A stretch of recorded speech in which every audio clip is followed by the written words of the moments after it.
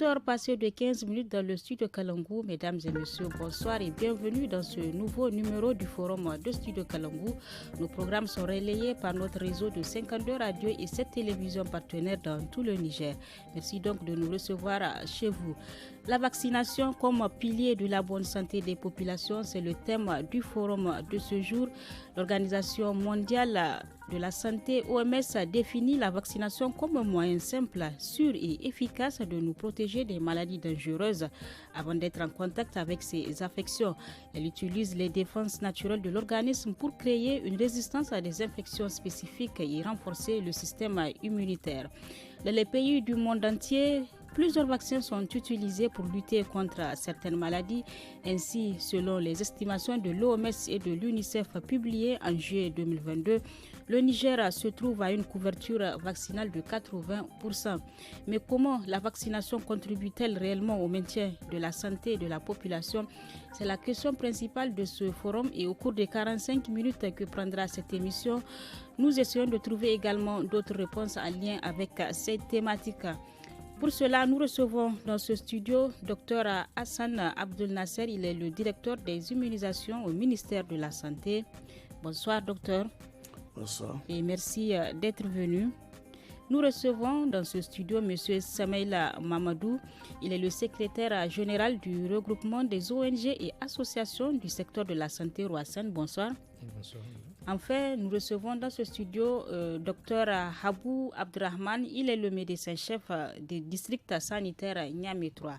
À la présentation, je suis Nafisa Adam Sirfo.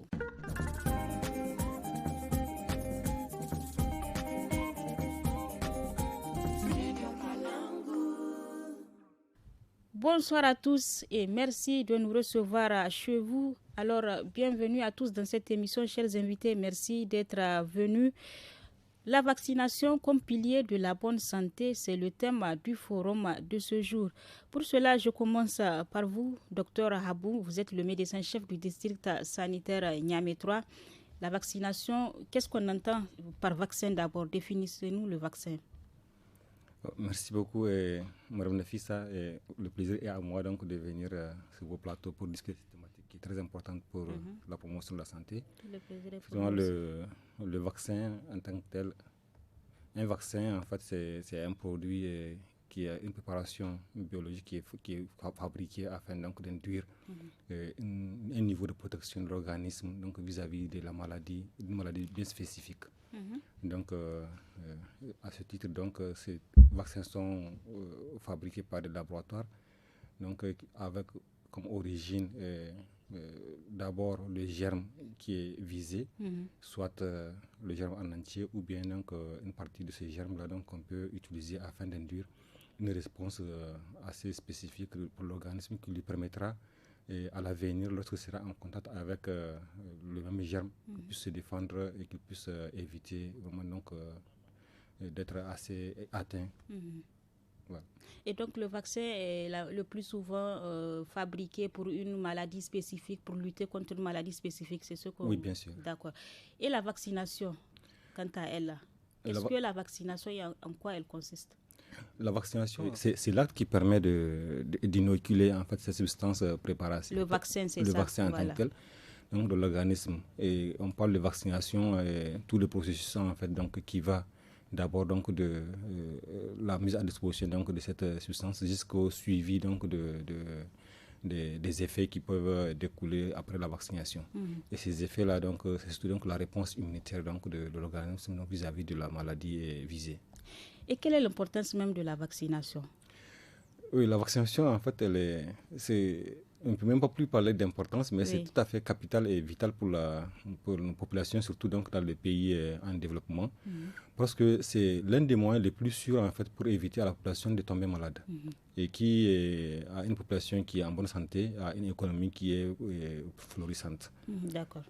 Alors, merci pour ces précisions. Nous avons le directeur des immunisations dans ce studio, Dr Hassan Abdel Nasser. Alors, nous parlons de la vaccination et c'est l'un de vos domaines d'intervention, si on peut le dire. Vous, de votre côté, parlez-nous des débuts de la vaccination ici au Niger. Merci bien, madame. le programme élargi de vaccination a commencé en 1987. 87 ici au Niger. Et depuis lors, au fur et à mesure, il y a plusieurs vaccins qui sont offerts à la population. Et comme le docteur vient de le dire, la vaccination, c'est une des interventions de prévention les plus coût efficaces. Ce sont très peu de moyens qui sont utilisés et qui permettent d'assurer une bonne santé à la population. La vaccination est principalement orientée contre les maladies infectieuses. Oui. Quelques exemples de maladies infectieuses? Oui, donc pour exemple la rougeole, la méningite. Aujourd'hui, la contingence d'aujourd'hui à la Covid-19. Nous allons parler il y a les hépatites. Il y a il y a beaucoup de maladies dont on lutte à travers la vaccination. Oui. Et dans ce cadre de lutte, nous cherchons effectivement à utiliser la vaccination pour contrôler. Contrôler veut dire que si une bonne partie de la population est vaccinée, au fur et à mesure, on va trouver beaucoup de personnes qui sont protégées, qui ont une immunité. Et une fois que le système les germes sont dans la communauté, en tout cas, il y aura moins d'affections en tant que maladie. Oui. Pour revenir un peu en arrière, vous disiez que le système de la vaccination a été adopté en 1987. Mais est-ce que c'est une situation spécifique qui a amené le Niger à adopter cela? Vous savez, les systèmes de santé ont toujours évolué. Voilà. En tant que programme, la vaccination se faisait la vaccination est là depuis très très longtemps dans l'histoire de la médecine. Mais c'est le programme, lui, en tant que tel, qui a démarré à cette date et qui a organisé, qui organise la vaccination offerte gratuitement donc à tous les enfants et aux femmes en âge de procréer. Et aussi, par moment, on fait des actions qu'on appelle supplémentaires pour encore davantage protéger donc les populations. Et il y a plusieurs maladies contre lesquelles on lutte à travers la vaccination. J'insiste là-dessus, c'est pour arriver le mot que vous avez utilisé d'un caractère spécifique. Voilà. Non, la vaccination de façon globale est utilisée pour lutter contre toutes ces maladies qui sont évitées si on arrive à vacciner un grand nombre donc au niveau de la population. Oui, je le disais dans l'introduction que selon des estimations de l'OMS de juillet 2022, que le Niger se trouve à une couverture vaccinale de 80%. À la date à ce jour, comment se présente la couverture vaccinale en général au Niger? Oui, le système des Nations Unies, donc ici surtout représenté par l'OMS et l'UNICEF, appuient et suivent tout ce qui est fait, toutes les interventions de la vaccination. Et dans ce cadre de suivi, ils donnent la couverture les performances donc, du programme. Et en 2022, on est à 82% au lieu de 80% comme vous l'avez mentionné, donc 82% de couverture vaccinale. Il y a une différence de cette couverture avec ce qui est rapporté par le réseau de la vaccination. Nous avons plus de 1300 centres de santé où la vaccination est offerte au niveau de nos 72 départements et où nous avons une couverture de 96%. Là, je vais expliquer la couverture qu'ils vous ont donnée, les données que nous recueillons. Donc, je viens de le dire, qui sont rapportés au quotidien par les formations sanitaires. Il y a des enquêtes sanitaires qui sont faites et ensuite ces évaluations des systèmes des Nations Unies. Il faut comprendre par couverture vaccinale, nous suivons des cohortes, c'est-à-dire tous les enfants qui naissent chaque mois, donc ils sont vaccinés et régulièrement jusqu'à ce qu'ils terminent leur vaccination. Et on vient alors regarder parmi ces enfants-là, dans tout le pays, combien ont réellement eu leur vaccination. Pendant cette période, nous visons à vacciner plus de 95% de tous ces enfants. C'est ce qui va nous permettre de contrôler ces maladies évitables par la vaccination, de les éliminer et d'en éradiquer même certaines. Donc, si nous arrivons à maintenir cette couverture très très importante, plus de 95% au niveau de tous les départements, donc il y aura effectivement ce contrôle de la maladie. Donc, couverture sanitaire, couverture vaccinale, tous les enfants cibles et les femmes en âge de procréer cibles, si on part les trouver et qu'on regarde, on doit trouver 95% de ce groupe-là qui est vacciné. Mais à ce jour, quels sont les types de vaccinations qui sont effectués ici au Niger? Dans notre calendrier vaccinal, nous luttons contre 14 aujourd'hui maladies. Maladies lesquelles? Donc depuis, avec l'utilisation du BCG contre la tuberculose, l'utilisation du vaccin polio oral, donc contre la polio, et sont ces deux vaccins-là qui sont administrés en premier aux enfants. Ensuite, selon le calendrier vaccinal, on fait revenir les mamans chaque mois, donc quand elles vont terminer à la quarantaine, puisque eu égard aux us, aux coutumes ici, c'est à partir de la quarantaine que les mamans sont accessibles. Donc on suit chaque mois donc les enfants pour pouvoir les vacciner avec le vaccin pentavalent. Penta, ça veut dire 5, où ça lutte contre la diphtérie, le tétanos, la coqueluche, l'hépatite B et l'hémophilus influenzae, donc contre les affections respiratoires. D'autres vaccins à partir de 9e mois contre la fièvre jaune, contre la rougeole. Oui, ça, il s'agit de la vaccination qui concerne les tout petits, Il y a aussi certaines campagnes ou bien des vaccinations qui sont destinées aux adultes, c'est ça? Oui. La cible pour les enfants, comme vous dites, on dit 0,23 mois, mais c'est surtout les 0,11 mois. Si le calendrier vaccinal est correctement respecté, un enfant, avant son premier anniversaire, aura reçu tous ces vaccins.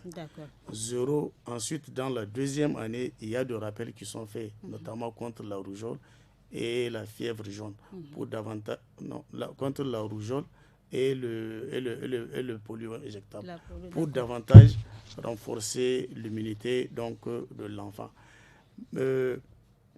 Les autres interventions que vous avez citées, les campagnes, sont organisées pour davantage et en même temps vacciner beaucoup plus d'enfants. Et vous voyez, on augmente l'âge. Par exemple, pour la poliomyélite, on va jusqu'à 5 ans. 5 ans, oui. Souvent, pour la méningite, on va même jusqu'à 15 ans. Pour la rougeole également, jusqu'à 15 ans, jusqu'à même au-delà. Oui, au-delà, oui. Et pourquoi on fait cela?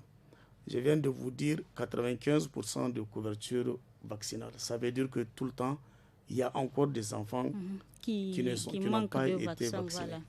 Il y a aussi, également même les vaccins ne confèrent pas l'immunité à 100%. Il y a des vaccins qui vont la conférer à 90%, à 85%. Ça veut dire qu'en ayant même été vacciné, on peut ne pas être totalement protégé. Et ce sont tous ces cas que nous appelons les susceptibles à développer ces maladies-là contre lesquelles nous luttons.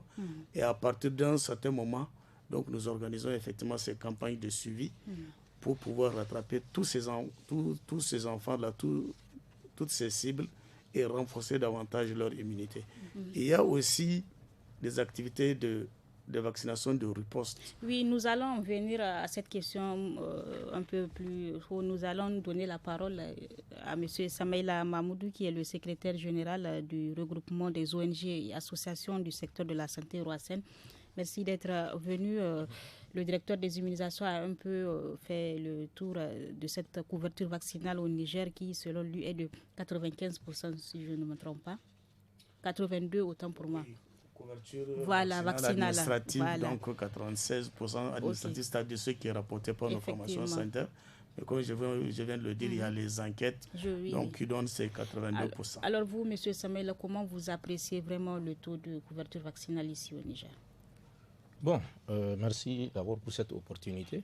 Je pense que pour ce qui est de la couverture vaccinale, le directeur a eu à le dire. Et ce qui est souhaité, c'est d'avoir 95% à plus en termes de couverture. Et les 80% qui sont, ou 82% qui sont rapportés, ça, il faut le dire, ce n'est pas un chiffre linéaire pour tous les districts qui sont concernés ou toutes les régions qui sont concernées. Il y a des disparités. Et donc, c'est la moyenne, en fait, qui donne ce chiffre. Et comme je l'ai dit, ce qui est souhaitable, c'est d'avoir vraiment plus de 95% pour qu'on puisse avoir une immunité collective conséquente qui puisse permettre d'éviter les épidémies et d'occasionner par la même occasion, en tout cas, beaucoup de torts au système de santé. D'accord. Alors, avant de poursuivre ce débat, je vous propose d'écouter quelques mamans que nous avons eu à interroger sur la question de la vaccination ici au Niger. On les écoute. Nous sommes venus pour la vaccination des bébés. Ce matin, nous avons reçu la vaccination. Tout se passe très bien. Il n'y a aucun problème. C'est très important pour la mère et l'enfant. C'est ma première fois.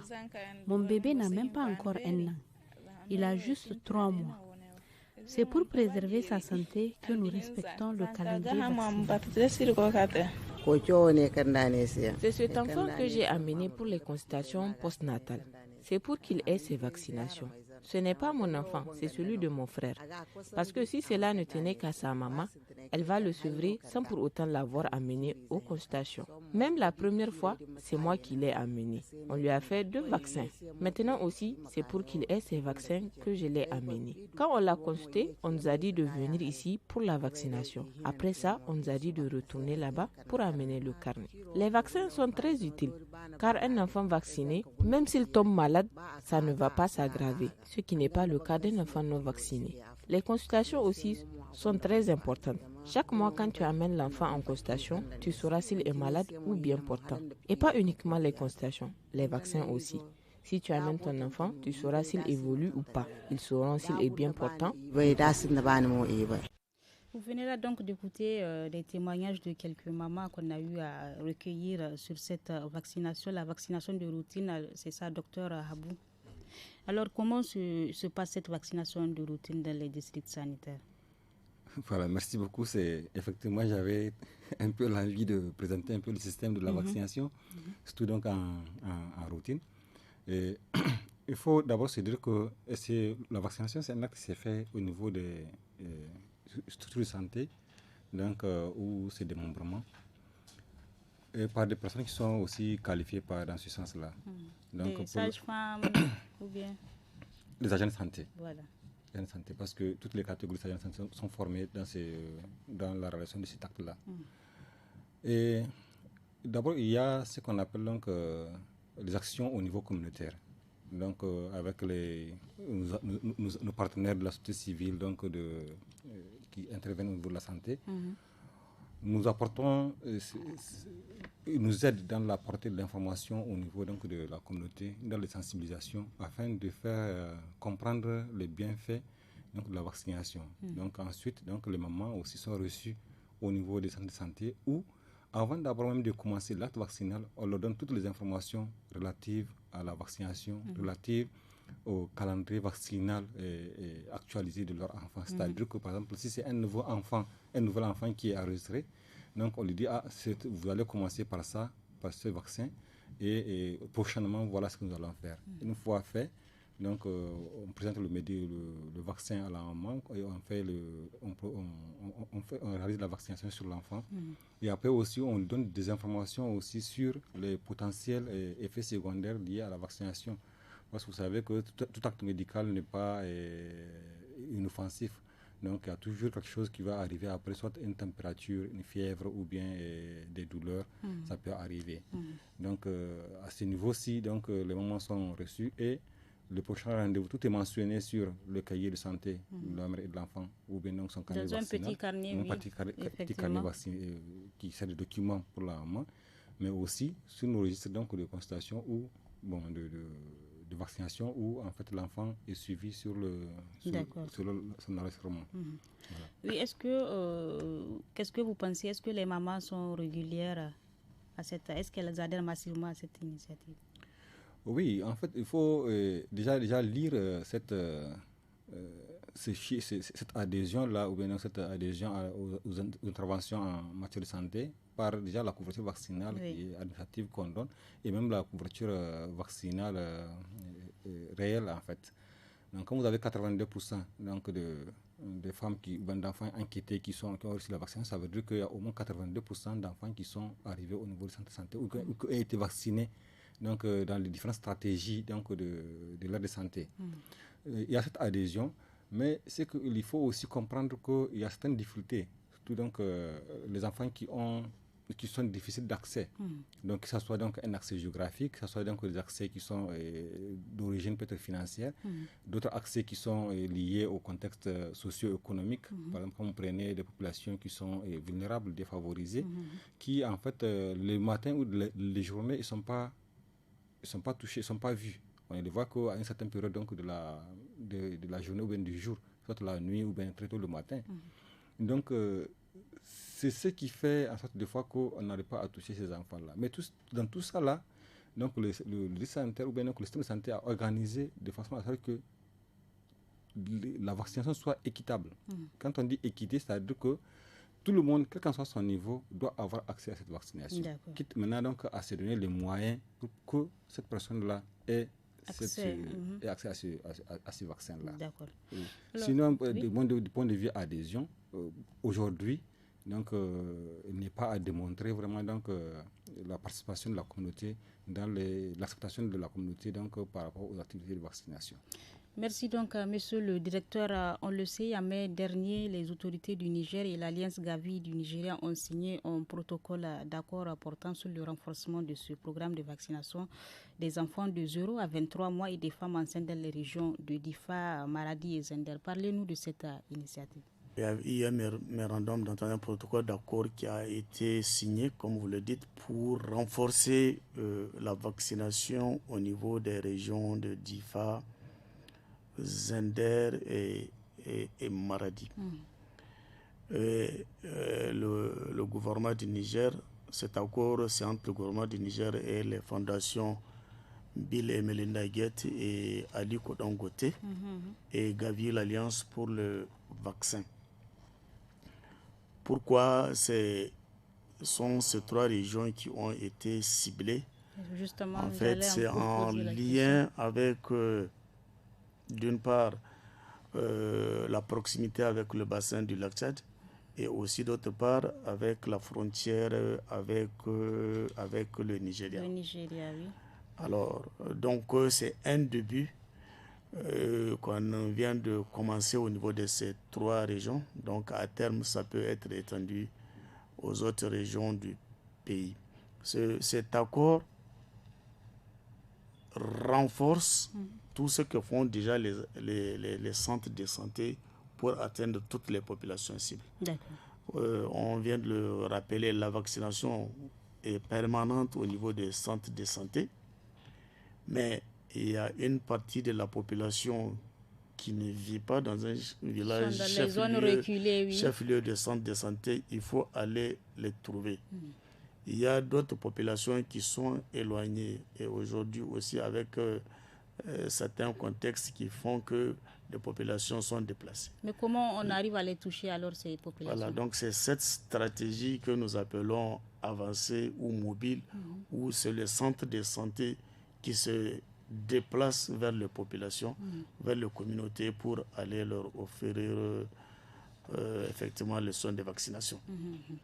Donc cet accord, c'est pour renforcer davantage au niveau de ces trois régions tout le système de vaccination et en ayant mis un focus sur la participation des responsables locaux, c'est-à-dire les chefs religieux, les chefs coutumiers qui vont travailler davantage avec les centres de santé pour informer, sensibiliser les populations. Mais est-ce qu'il y a un dispositif, comment vous vous assurez de l'accès universel aux services de vaccination partout dans le Niger? La vaccination est gratuite au Niger. Tous les vaccins sont offerts gratuitement. Donc cet aspect d'universalité de ce soin est déjà là. la difficulté que nous avons, c'est comment performer pour toucher toutes les populations partout où elles se trouvent. Donc l'équité. Et là, il faut se déplacer. Alors pour se déplacer, ça va nécessiter d'autres coûts additionnels. Et effectivement, ça rentre dans ce cadre d'un tel partenariat, plus déjà ce que fait l'OMS, ce que fait l'UNICEF, ce que fait Gavi Alliance pour pouvoir toucher ces populations. Donc, ce mémorandum d'entente vient renforcer tous vos dispositifs pour davantage faire en sorte que la population soit disponible toute l'année et au niveau de toutes les communautés de ces 3 régions. Monsieur Samaïla, cette vaccination, l'accent est beaucoup plus mis sur les enfants et les femmes. Selon vous, pourquoi même l'accent est mis sur les enfants et les femmes d'abord? Bon, merci. Je pense qu'aujourd'hui, comme on le dit, pour les enfants, ce sont les hommes de demain. Et pour avoir un bon système, je pense qu'il faut commencer par la première composante de la population. La femme qui procrée et les enfants, donc qui sont des êtres, je ne dirais pas chétifs, mais qui sont les plus enclins à être victimes donc, des bactéries et des virus. Donc, et pour leur permettre d'avoir une bonne croissance et une bonne santé, il est nécessaire qu'on puisse les vacciner. D'accord. Et qu'est-ce que vous pensez de cette initiative du Niger? Est-ce que, comment dirais-je, cette politique d'atteindre au moins 95% de personnes cibles, qu'est-ce que vous pensez? Oui, bon, je pense que cette initiative, le Niger n'est pas en marge donc, de la marche du monde.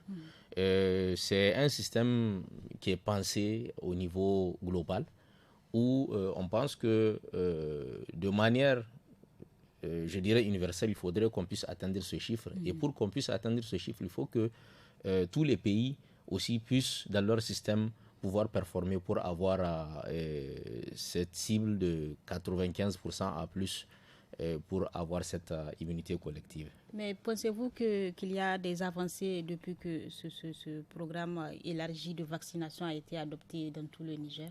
Est-ce qu'il y a des progrès? Qu'est-ce que vous pensez? Oui, ça vraiment, on ne doit même pas poser la question. Parce qu'il faut voir en termes de,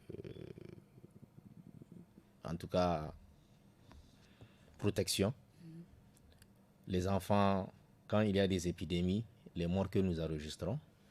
Et il se trouve qu'aujourd'hui, avec la vaccination de routine, donc avec le PEV, le chiffre des 82% qui sont annoncés nous montre la couverture. Aujourd'hui, il n'y a peut-être que 13% ou 15% qui ne sont pas vaccinés et qu'il faut chercher à ramener dans le système de santé. Docteur Abou, il est dit que la vaccination est l'un des piliers de la bonne santé des populations, notamment lorsqu'on considère que les vaccins sont souvent le meilleur, voire le seul moyen, si on peut le dire, de nous protéger contre un grand nombre de maladies infectieuses. Mais est-ce que les vaccins sont réellement sûrs? Comment s'assurer de leur efficacité même? Vous savez, j'avais tantôt dit que le vaccin, c'est une préparation. Cette préparation, elle utilise comme substance de base le germe en question, soit lui donc, atténué ou tué, ou il vient une de ses composantes qui peut être soit sa coque ou bien donc, des toxines qu'il a produit, ou bien qu'il a produit, je dirais, pour pouvoir induire un effet sur l'organisme afin de préparer à une éventuelle rencontre avec ce même type de germes donc, ultérieurement. Alors, pour arriver à ce point, donc, il y a des étapes à suivre. D'abord, il faut s'assurer qu'au niveau du laboratoire qui le fabrique, que ce dispositif qu'on met au niveau de l'organisme ne va pas entraîner d'autres effets que ce qu'on avait recherché. C'est-à-dire qu'on contrôle tout ça. Et après ça, il y a aussi des phases d'essai cliniques qui sont réalisées en amont avant d'abord même de le faire sortir donc, au grand jour. On suit le vaccin on le sur des personnes qui sont volontaires. Donc on les suit, on les surveille pendant un certain nombre de temps, donc afin de voir quelle pourrait être leur réaction, quelle était leur réaction par rapport à ce vaccin. Avant donc de le faire sortir au grand jour et de le faire accepter par la communauté internationale pour pouvoir l'inoculer à un grand nombre de personnes. Pour vous dire qu'en fait, donc, les vaccins, donc, lorsqu'ils sont effectivement mis donc, à la disposition de la population, ce sont des substances qui sont sûres. Mais ici au Niger, à la date d'aujourd'hui, quelles sont les maladies pour lesquelles on doit se faire obligatoirement vacciner? Est-ce qu'il y a une maladie spécifique? L'obligation vaccinale, c'est une question en fait donc politique de la politique donc d'un pays. Mais étant donné que le Niger a souscrit donc dans sa vision, il veut une population qui est en bonne santé. Donc, il est nécessaire de mettre en place tous les systèmes qui peuvent permettre à ce que la population reste en bonne santé. Donc, le principal, je dirais donc, outil ou moyen, c'est vraiment la vaccination. Le docteur était revenu pour parler de toutes ces maladies qui sont visées. Donc, effectivement, c'est pour arriver à cet objectif-là. Oui, monsieur le directeur, vous voulez ajouter quelque chose rapidement? Je voulais ajouter, d'abord sur les vaccins. Tous les vaccins qui sont utilisés suivent un processus très contrôlé et où, quand ils vont être proposés aux populations, on connaît leur efficacité. Et on connaît aussi que c'est des produits qui sont totalement, en tout cas, qui ne vont pas générer des maladies donc, chez l'être humain une fois inoculés. Et aussi, il faut qu'ils soient acceptés par le système de contrôle au niveau mondial, donc la qualification de l'OMS, pour que ce vaccin-là soit utilisé. Ce qui fait que ça prend énormément de temps au niveau des laboratoires pour avoir toutes ces différentes qualifications. Monsieur le directeur, oui, je reste avec vous. Est-ce qu'ici au Niger, à la date d'aujourd'hui, il y a une maladie que le Niger a pu éradiquer grâce à la vaccination? Maintenant, sur la vaccination obligatoire, la vaccination, nous avons aujourd'hui une très bonne adhésion de la population par rapport à la vaccination. Les populations sont suffisamment sensibilisées et ont vu l'importance de la vaccination. Tous les vaccins qui sont offerts pour la petite enfance, déjà la population les connaît, c'est la poliomyélite, c'est la rougeole, c'est le tétanos, ils connaissent tous ça. Donc, ce sont déjà de fait des vaccins qui sont acceptés. Et maintenant, pour répondre à votre question, il y a eu des succès. Déjà un succès mondial à travers la vaccination qui fait qu'aujourd'hui, on n'a plus de cas de variole de par le monde. Et ici au Niger, aussi depuis, nous avons arrêté la circulation de poliovirus sauvage depuis 2012. Donc, il n'y a plus de circulation de poliovirus sauvage au Niger. Nous allons marquer une petite pause avant de poursuivre cette émission.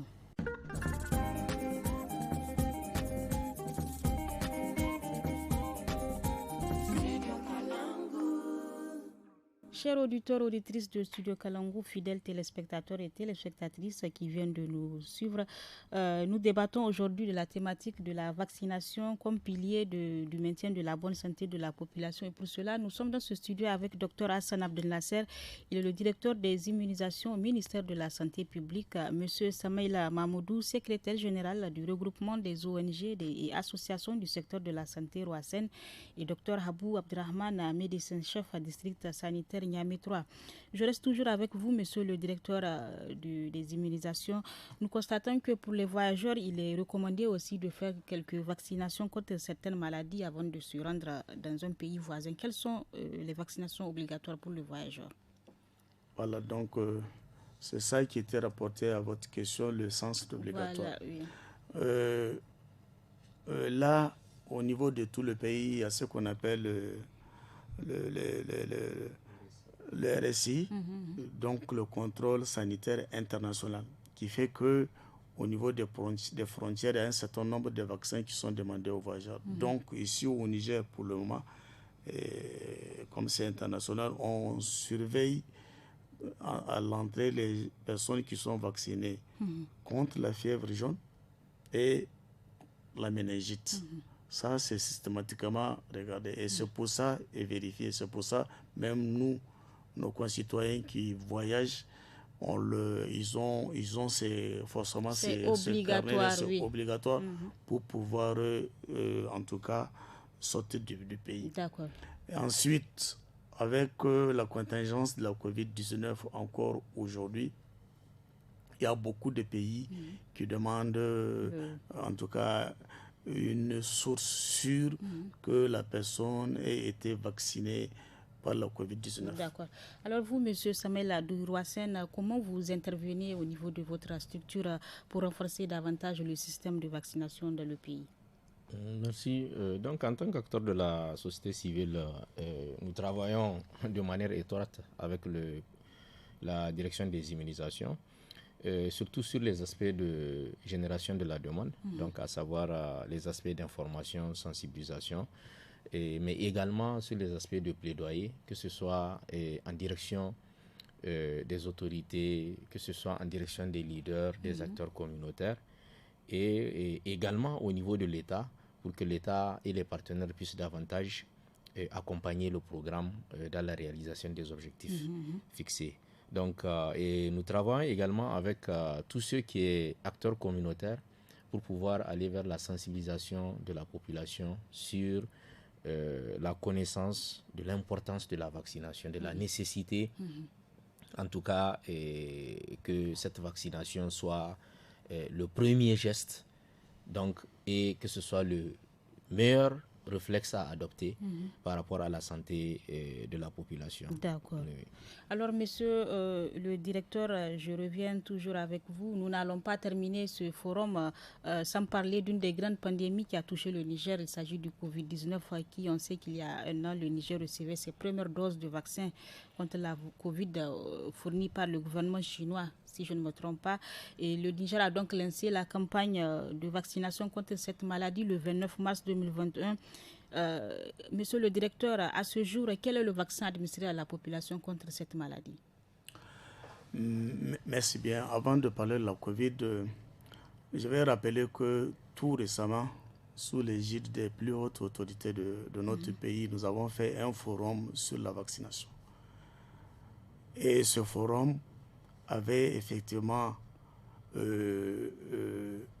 pour objectif de renforcer davantage les appels, la sensibilisation, en tout cas sur la vaccination. Et comme Smel vient de le dire, aujourd'hui, les autorités administratives et coutumières, les autorités religieuses, la société civile, toutes les parties prenantes sont mobilisées pour davantage accompagner la vaccination. Et au Niger, c'est vraiment ça une certitude. Toutes les parties prenantes, tout le monde est derrière la vaccination pour que toutes nos cibles soient atteintes. Et c'est dans ce même élan, avec l'avènement de la COVID-19, la vaccination avait été lancée par les plus hautes autorités de notre pays. Et à cette date d'aujourd'hui, les vaccins qui sont proposés donc à la population, nous avons le vaccin Sinopharm, le vaccin Johnson & Johnson, le vaccin Pfizer et le vaccin Sinovac. Donc ça fait 4 vaccins avec lesquels nous travaillons aujourd'hui. Oui. Nous avons eu à travailler aussi avec le vaccin AstraZeneca. Donc ça fait au total 5 vaccins. Mais eu égard aux caractéristiques de notre pays, nous faisons tout pour assurer maintenant la vaccination avec Johnson qui permet un contact, la personne est déjà vaccinée. Est-ce qu'il y a des chiffres à cette date? Combien de personnes nous avons administré plus de 7 150 000 doses donc, de par le pays et il y a plus de 6 millions de personnes qui ont reçu au moins une première dose de vaccin contre la COVID-19. Et ceux qui ont terminé leur vaccination, soit la seule dose de Johnson ou bien 2 doses de tous les autres vaccins. Donc nous avons plus de 5 300 000 personnes qui ont terminé la vaccination. Nous sommes presque à la fin de cette émission. Docteur Abou, quel appel à la population, aux mamans spécifiquement, pour vraiment adhérer massivement à cette vaccination de routine pour le maintien de leur bonne santé?